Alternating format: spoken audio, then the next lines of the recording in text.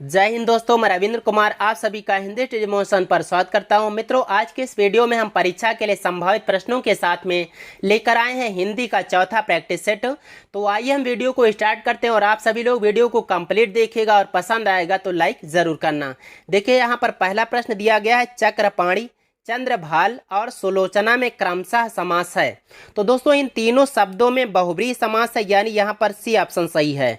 अगर हम यहाँ पर समास विग्रह की बात कर लें तो चक्र है पाणी में जिसके वह यानी विष्णु जी, चंद्रमा है भाल पर यानी मस्तक पर जिसके वह तो यहाँ पर शिव जी, और सुंदर है लोचन जिसके वह ऐसी स्त्री। तो यहाँ पर आपने देखा अन्य पद के अर्थ की प्रधानता हो रही है, इसलिए यहाँ पर बहुब्रीहि समास हो गया है। अगला क्वेश्चन दिया गया है, बहिर्मुखी शब्द में कौन सा उपसर्ग है। तो यहाँ पर तो दोस्तों बहिर उपसर्ग है, यानी यहाँ पर बी वाला ऑप्शन अपना सही हो जाएगा। फिर दिया गया है विद्वान शब्द, विद्वान के नाम में दोस्तों हलंत लगाना है, ये हो जाएगा। अब विद्वान शब्द का स्त्रीलिंग क्या होगा। तो दोस्तों, जिस पुरुष को ज़्यादा ज्ञान होता है, जो विद्यावान होता है, उसको विद्वान बोलते हैं, और अगर ऐसा कोई महिला हो तो उसको दोस्तों विदुषी कहते हैं, यानी ये ऑप्शन पहला वाला लॉक हो जाएगा। फिर अगला दिया गया है, राम की गाय चरती है, वाक्य में कौन सा कारक है। आपने यहाँ पर दोस्तों देखा होगा कि जो है ये संबंध बना रहा है, यानी जोड़ रहा है राम और गाय को। तो जहाँ कहीं भी ऐसा शब्द आ जाता है काकी के रारी रे, वो संबंध दर्शाता है, यानी वहाँ पर संबंध कारक होता है। अगला क्वेश्चन दिया गया है, कट जाना मुहावरे का अर्थ क्या होता है। तो कट जाना मुहावरे का अर्थ होता है शर्मिंदा होना, यानी यहाँ पर अपना पहला वाला ऑप्शन सही हो जाएगा और बाकी सभी अलग के अर्थ हैं। अगला दिया गया है, कौन सा शब्द असुर यानी राक्षस का पर्यायवाची नहीं है। तो यहाँ पर या तो धान है राक्षस का, सुरारी है, तमीचर है, लेकिन धूमकेतु नहीं है। धूमकेतु दोस्तों अग्नि का पर्यायवाची है। फिर दिया गया सातवां क्वेश्चन कि जीने की इच्छा के लिए एक शब्द है। जीने की इच्छा मतलब जिजीविषा होती है दोस्तों, यानी यहाँ पर अपना बी ऑप्शन सही हो जाएगा। और भी ऑप्शन की बात कर लें तो जानने की इच्छा रखने वाला जिज्ञासु कहलाता है, विजय पाने की इच्छा रखने वाला जिगीषु कहलाता है, और पीने की इच्छा रखने वाला पिपासु कहलाता है। फिर अगला प्रश्न दिया गया है, यानी आठवां क्वेश्चन, जल प्राण पुत्र किस शब्द के अनेकार्थी हैं। तो यहाँ पर एक ऑप्शन से आप पहचान सकते हैं, लोग कहते हैं जल ही जीवन है, तो यहाँ पर आपने क्या मिलाया, जल के साथ में जीवन को मिला लिया, बस अपना ऑप्शन भी सही मिल गया है, यही बिल्कुल सही हो जाएगा। आगे दोस्तों एक गद्यांश दिया गया, उसको पढ़कर उसके बाद में आने वाले दो एक प्रश्नों के उत्तर देने हैं। जैसे गद्यांश पढ़ा जाए तो कह रहा है, हम सब लोग एक भीड़ से गुजर रहे हैं। यहाँ पर कवि का जो कथन है दूसरे शब्दों में है, इसको समझिएगा। कवि कैसे जोड़ रहा है आपको, कह रहा है हम सब लोग एक भीड़ से गुजर रहे हैं जो सवेरे घर से निकलकर दफ्तर और वापस घर जाकर अपना दिन सार्थक करते हैं। उन्हें भीड़ से सिर्फ बस में साक्षात्कार होता है। ऐसे लोग जो सुबह सुबह घर से निकलते हैं और शाम को लौटते हैं, तो वो लोग बस में बैठ लिए, बस में ही उनको भीड़ मिलती है, बाकी कहीं भी नहीं।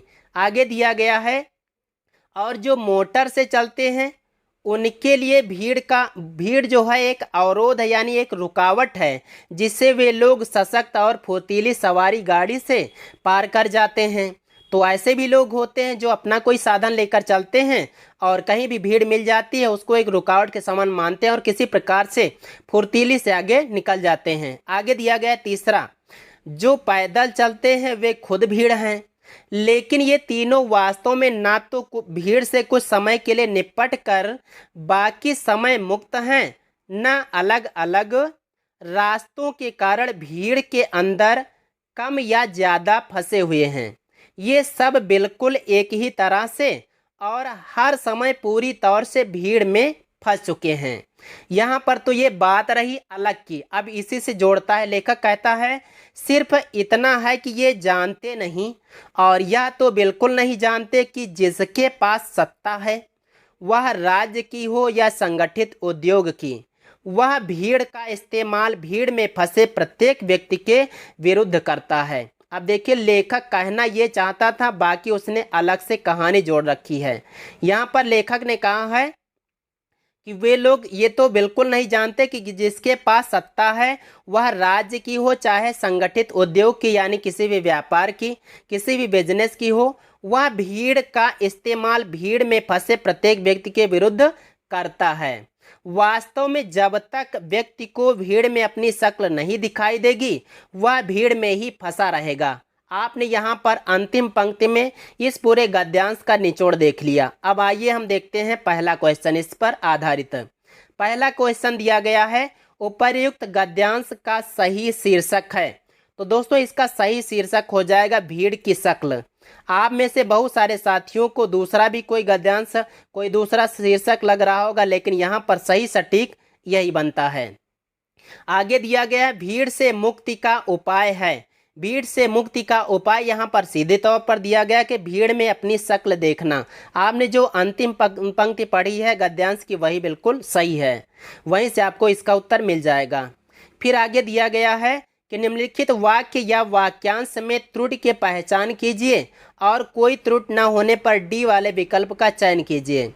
वाक्य दिया गया, देखिए वाक्य देखिए और विकल्प देखिए। वाक्य कह रहा है कि हमारी सौभाग्यवती कन्या का विवाह होने जा रहा है।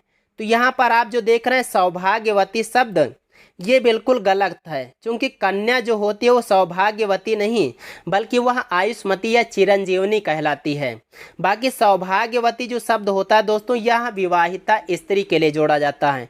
तो इस प्रकार से यहाँ पर बी वाला ऑप्शन अपना लॉक कर दिया जाएगा। सौभाग्यवती कन्या का ये जो है ऑप्शन ये बिल्कुल गलत है। अगला दिया गया है निम्नलिखित शब्दों में शुद्ध शब्द का चयन कीजिए। तो इसमें आप देख रहे हैं सी वाला ऑप्शन सही है घनिष्ठ। बाकी जो पहला आप देख रहे हैं इसमें सा वाला सा की त्रुटि, यहाँ पर दंती सा होना चाहिए, परिशिष्ट में टा होना चाहिए और स्वास्थ्य में स्वास्थ्य आधा था के बाद में या होना चाहिए। फिर अगला दिया गया है निम्नलिखित में से अशुद्ध वर्तनी का चयन कीजिए। तो किसकी वर्तनी अशुद्ध है? यहाँ पर आप जो देख रहे हैं किराया ये बिल्कुल अशुद्ध है। किराया यानी छोटी ई की मात्रा से शुरुआत करना इसमें। बाकी अगर आप देखें स्वयंभू भी आप दूसरे प्रकार से लिख सकते हैं।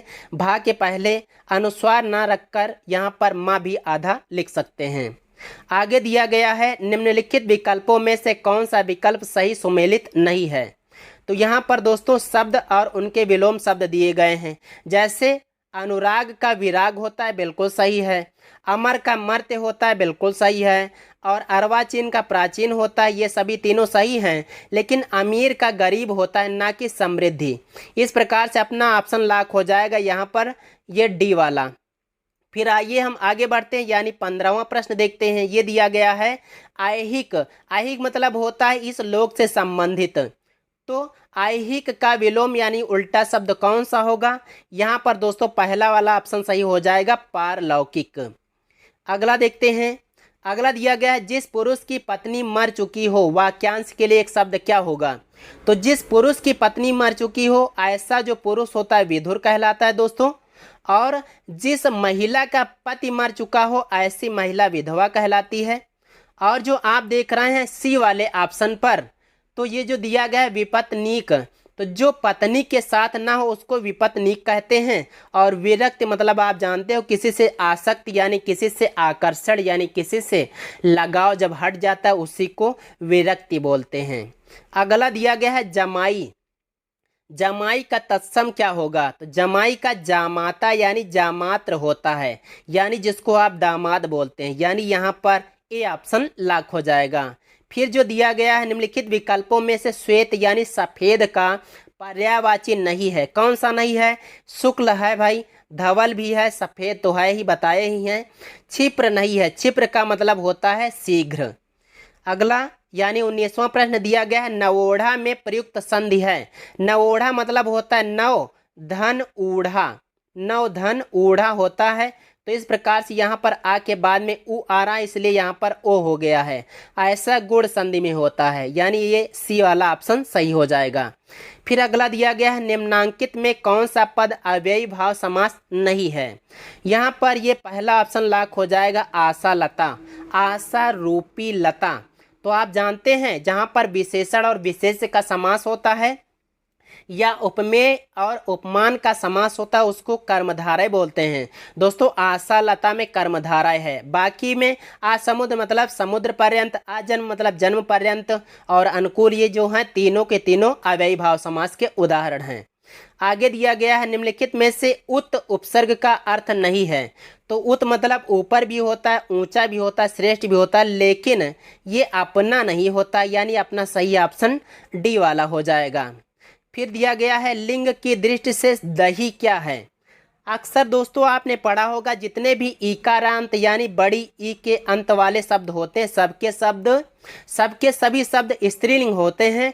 लेकिन अगर देख लें दही, घी, मोती, ये जो शब्द होते हैं अपवाद स्वरूप होते हैं और ये पुल्लिंग के अंतर्गत आते हैं, यानी यहाँ पर अपना बी ऑप्शन सही हो जाएगा। चलिए अगला क्वेश्चन देखें। अगला दिया गया है काल कितने प्रकार के होते हैं। तो काल दोस्तों भूतकाल, वर्तमान काल और भविष्य काल, यानी 3 प्रकार के होते हैं। बांझ क्या जाने प्रसव की पीड़ा का अर्थ है। यहाँ पर ज़्यादा साथी गलत करेंगे। क्या करेंगे, यहाँ पर आप पहले वाले विकल्प को भी टिक कर सकते हैं, लेकिन यहाँ पर सही हो जाएगा जिस पर बीतती है वही जानता है, यानी डी ऑप्शन सही हो जाएगा। आइए आज का अंतिम और इस प्रैक्टिस सेट का 25वां क्वेश्चन। ये दिया गया है अखरोट शब्द का तत्सम यानी संस्कृत वाला शब्द कौन सा है। तो यहाँ पर बी वाला ऑप्शन सही हो जाएगा अछोट। अछोट मतलब अखरोट होता है। तो दोस्तों इस प्रकार से यह अपना प्रैक्टिस सेट पूरा हुआ। दोस्तों यदि आपको यह वीडियो अच्छा लगा हो तो लाइक करना, चैनल पर नया होना तो चैनल को भी सब्सक्राइब कर लेना, क्योंकि आगे भी हम ऐसे वीडियो लाते रहेंगे। आइए दोस्तों चलते हैं। जय हिंद, वंदे मातरम।